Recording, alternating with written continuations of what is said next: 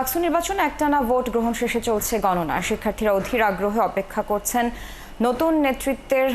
এসব খবর নিয়ে আমাদের সাথে এই মুহূর্তে যুক্ত হবেন নূরনবী সরকার সিনেট ভবন থেকে। নূরনবী, এই মুহূর্তে ভোট গণনার সবশেষ কি তথ্য আছে আপনার কাছে? পাশাপাশি প্রার্থী সমর্থকদের সাথে নিশ্চয়ই কথা হয়েছে, তারা কতটা সন্তুষ্ট? এবং কিছুক্ষণ আগে আমরা কিন্তু দেখেছিলাম এলইডি স্ক্রিন বন্ধ হয়ে যাওয়ায় বেশ উত্তেজিত হয়ে পড়েছিলেন শিক্ষার্থীরা। সেই বিষয়েও কিছুটা জানাবেন, এখন কি পরিস্থিতি? ফল গণনার কাজটি আনুষ্ঠানিকভাবে করছে এবং তারা ভেতরে পোলিং এজেন্টরা রয়েছেন এবং বিশ্ববিদ্যালয় কর্তৃপক্ষ রয়েছেন, কোনো প্রার্থী সেখানে নেই। আর বাইরে আমরা সাংবাদিকরা অপেক্ষা করছি এবং ভিতরে যে ফল গণনা করা হচ্ছে সেটি দূর থেকে আমরা দেখতে পাচ্ছি।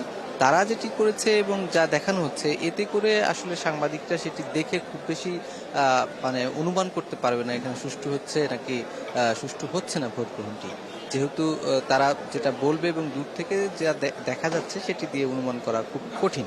আর ছাত্রদলের পক্ষ থেকে নানা রকম অনিয়মের অভিযোগ করা হয়েছে। ছাত্র শিবিরের প্যানেলের যারা ছিল তারাও সিনেটের এখানে সংবাদ সম্মেলন করে নানা রকম অভিযোগ করেছে। এখন বিশ্ববিদ্যালয় কর্তৃপক্ষ যখন ফল ঘোষণা করবে এরকম বিবাদমান পরিস্থিতিতে, এখন যারা হারবে তারা ফল মেনে নেবে কিনা, এটি একটি খুবই উদ্বেগজনক বিষয়। এবং আরেকটি বিষয়, ঢাকা বিশ্ববিদ্যালয়ের যে প্রবেশমুখগুলো রয়েছে সেখানে বিভিন্ন ছাত্র সংগঠনের একটি ছাত্র সংগঠনের অনেক নেতাকর্মীকে সমবেত হতে আমরা দেখেছি, খবরও পাচ্ছি। আমাদের সহকর্মীরাও সেখানে আছেন। এখন ফল ঘোষণার পরের পরিস্থিতি নিয়ে খুবই মানে একটি আশঙ্কাজনক পরিস্থিতি তৈরি হয়েছে এবং অসমর্থিত সূত্রে আমরা যে সমস্ত খবর পেয়েছি সেটি আসলে এখন বললে পরিস্থিতি কোন দিকে যায় সেটি বলাও কিন্তু কঠিন। আমাদের সহকর্মী ফরহাদ ইবনে মালেক ছিলেন।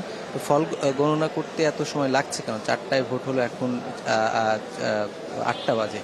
তো 4 ঘন্টার সময় লাগছে এই ফল ঘোষণা করতে, এই যেখানে মেশিনের মাধ্যমে ফল গণনা করা হচ্ছে, ওই মার্কশিট, ব্যালট পেপার। আচ্ছা, আমরা যতটুকু খবর এখন পর্যন্ত পেয়েছি, এখানে মোট যে ভোটটা আছে সেই ভোটের কাউন্ট এখন পর্যন্ত হয়ে গেছে, কিন্তু মূল সমস্যাটা এখানে হচ্ছে যে এতগুলো ভোট, 41টা ভোট হয়েছে হল সংসদের 18টা সহ, হল সংসদ 13টা আর কেন্দ্রীয় 28টা সহ যে 41টা, এগুলো গুনতে একটু হিমশিম খেতে হচ্ছে সবার। আমরা একজন প্রিজাইডিং অফিসারের সাথে কথা বলেছিলাম এখান থেকে, তিনি আমাদেরকে জানিয়েছেন যে যেহেতু 3টা একসাথে করা হচ্ছে, প্রথমে তারা এফ রহমান হল ধরেছে, এফ রহমান হল ধরার পর তারা এখন মহসিন হলের দিকে আছে। যেহেতু বিজয় 71 হলটা একটু বেশি, তারা এটা পরে রাখতে যাচ্ছে। মহসিন হল সম্ভবত একেবারে শেষের দিকে। আমরা তাকে জিজ্ঞেস করেছিলাম কতক্ষণ লাগতে পারে, তিনি আমাদেরকে জানিয়েছেন যে হয়তোবা আর আধা ঘন্টা থেকে 40 মিনিটের মধ্যে এই কেন্দ্রের ফলাফলটা ঘোষণা করতে পারবেন। আর অন্যান্য কেন্দ্রের খবর আমরা কিছুটা পেয়েছি, মোটামুটি বিশেষ করে নারী ভোটার যারা যেখানে রয়েছেন সেখানে কিন্তু 70% বেশি যায়নি, আমরা প্রাথমিকভাবে জানতে পেরেছি। সেই জায়গাগুলোতে মোটামুটি ভোট গণনা একদম শেষ পর্যায়ে চলে গেছে। আমরা তাহলে আশা করতে পারি আর আধা ঘন্টার মধ্যে হয়তো আমরা কিছু ফলাফল পেতে থাকবো, যেসব জায়গাতে আসলে কারা কারা এগিয়ে আছেন। এই জায়গাগুলোতে আমরা হিসেব নিকাশটা আরো আমাদের কাছে আরো খুব ক্লিয়ার হবে আমরা মনে করছি। ফলাফল পরিবর্তী পরিস্থিতি কি হতে পারে, আশঙ্কা করতে পারেন কোনো কিছু?